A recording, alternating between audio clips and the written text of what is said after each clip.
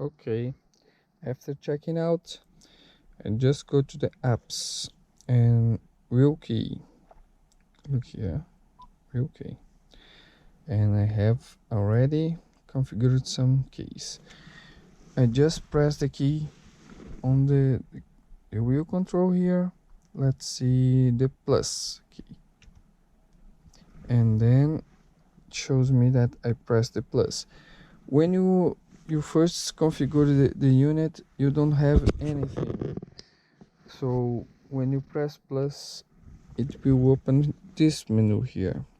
So you can select the short click and the long click. So I select the short click for the plus. Okay.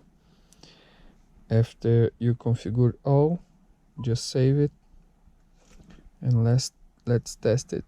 I will press the plus. See, changes the volume. So just plug and play. It's perfect. So the wheel control is working, the sound is working. I will just test now if the side of the sound is correct, but I think it's okay. I don't have any reason to doubt that.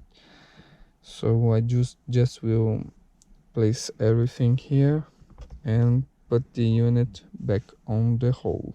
Okay, goodbye.